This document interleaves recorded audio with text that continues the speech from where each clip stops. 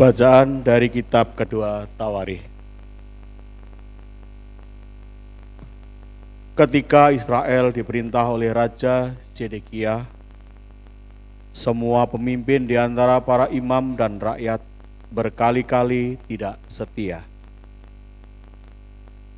Mereka mengikuti segala kekejian bangsa-bangsa lain. Rumah yang dikuduskan bagi Tuhan di Yerusalem mereka najiskan. Namun Tuhan, Allah nenek moyang mereka, berulang-ulang mengirim pesan melalui utusan-utusannya. Karena Tuhan sayang kepada umatnya dan kepada tempat kediamannya.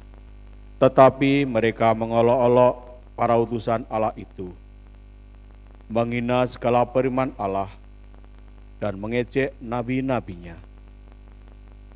Oleh sebab itu, murka Tuhan bangkit terhadap umatnya, sehingga tidak mungkin lagi ada pemulihan. Maka Tuhan menggerakkan raja orang-orang Kasdim. Mereka datang membakar rumah Allah, merobohkan tembok Yerusalem, dan membakar segala puri dalam kota itu. Sehingga musnahlah segala perabotan yang indah-indah. Orang-orang yang masih tinggal dan terluput dari pedang diangkutnya ke Babel. Mereka dijadikan budak raja dan budak anak-anaknya sampai kerajaan Persia berkuasa. Dengan demikian genaplah firman Tuhan yang diucapkan Yeremia, sampai tanah ini pulih dari akibat dilalaikannya tahun-tahun Sabat, karena tanah itu menjadi tandus selama tahun Sabat hingga genaplah 70 tahun. Pada tahun pertama pemerintahan Kores, raja negeri Persia, Tuhan menggerakkan hati Kores, raja Persia itu, untuk menggenapkan firman yang diucapkan oleh Nabi Yeremia. Maka dimaklumkanlah di seluruh kerajaan Kores secara lisan dan tertulis maklumat ini. Beginilah perintah Kores raja Persia. Segala kerajaan di bumi telah dikaruniakan kepadaku oleh Tuhan Allah semesta langit. Tuhan menugaskan aku untuk mendirikan kembali rumah baginya di Yerusalem, yang letaknya di negeri Yehuda. Siapa di antara kamu termasuk umatnya, kiranya Tuhan Allah menyertai dia, dan biarlah ia berangkat pulang ke negerinya. Demikianlah sabda Tuhan. Biarlah lidahku melekat pada langit-langitku, jika aku tidak mengingat Engkau.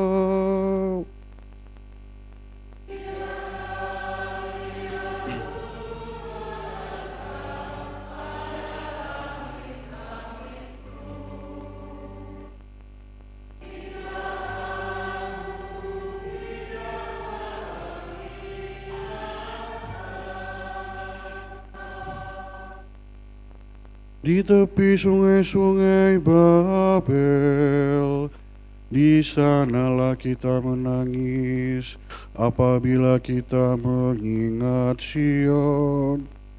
Pada pohon-pohon ganda rusa di tempat itu, kita gantungkan kecapi kita.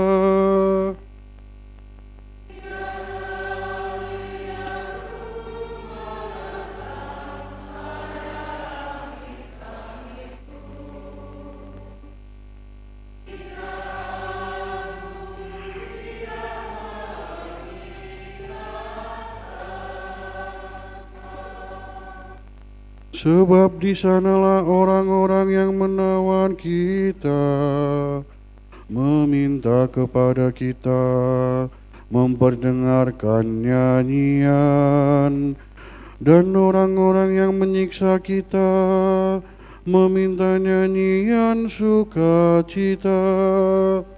Nyanyikanlah bagi kami nyanyian dari Sion.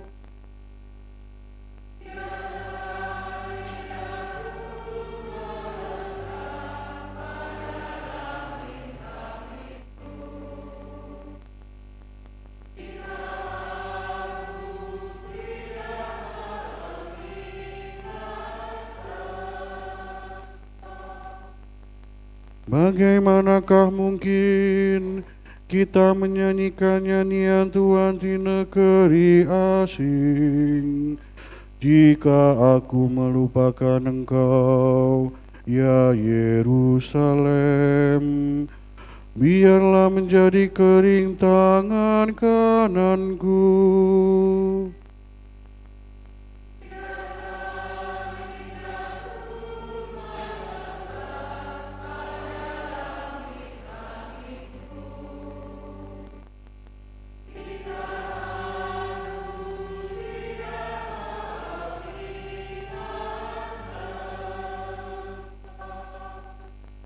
Biarlah lidahku melekat pada langit-langitku, jika aku tidak mengingat Engkau, jika aku tidak menjadikan Yerusalem puncak sukacitaku. Bacaan dari surat Rasul Paulus kepada jemaah di Efesus. Saudara-saudara,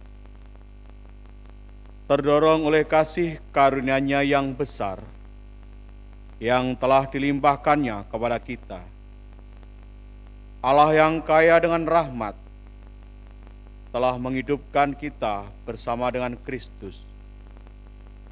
Sekalipun kita telah mati karena kesalahan kita, jadi kamu diselamatkan berkat kasih karunia di dalam Kristus Yesus itu. Allah telah membangkitkan kita juga dan memberi tempat di surga bersama dengan Dia. Dengan itu Allah bermaksud di masa yang akan datang menyatakan kepada kita kasih karunia-Nya yang berlimpah sesuai dengan kebaikan-Nya terhadap kita dalam Kristus Yesus. Sebab berkah kasih karunia kamu diselamatkan oleh iman. Keselamatan itu bukanlah hasil usahamu, melainkan pemberian Allah. Jadi keselamatan itu bukanlah hasil pekerjaanmu. Maka jangan sampai ada orang yang memegahkan diri, sebab sesungguhnya kita ini buatan Allah, diciptakan dalam Kristus Yesus untuk melakukan perbuatan-perbuatan baik yang sudah dipersiapkan Allah sebelumnya. Ia mau supaya kita hidup di dalamnya. Demikianlah sabda Tuhan. Terpujilah Kristus Tuhan, Raja mulia dan kekal. Terpujilah Kristus Tuhan, Raja mulia dan kekal.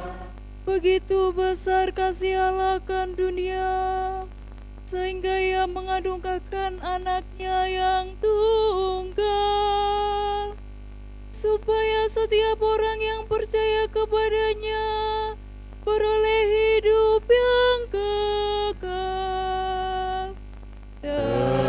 Terpujilah Kristus Tuhan, Raja mulia dan kekal.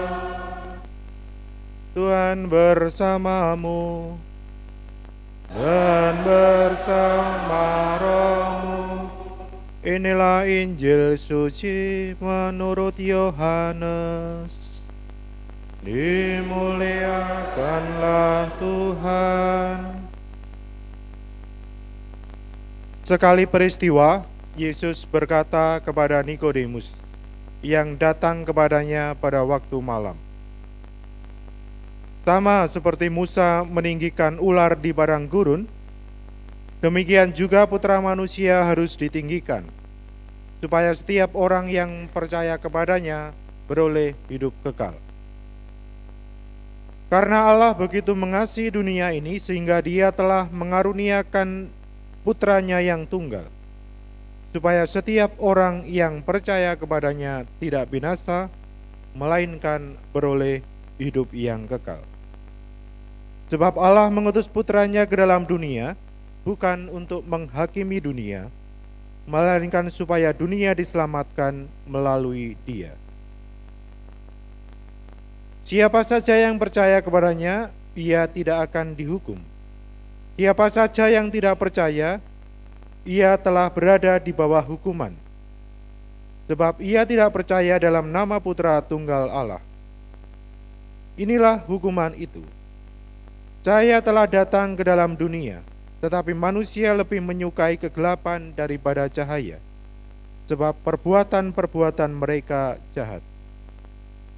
Sebab siapa saja yang berbuat jahat membenci cahaya dan tidak datang kepada cahaya itu, supaya perbuatan-perbuatannya yang jahat itu tidak tampak.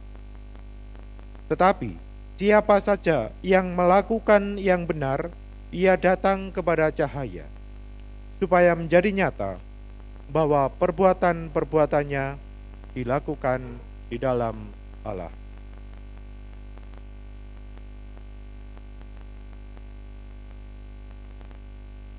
Demikianlah sabda Tuhan.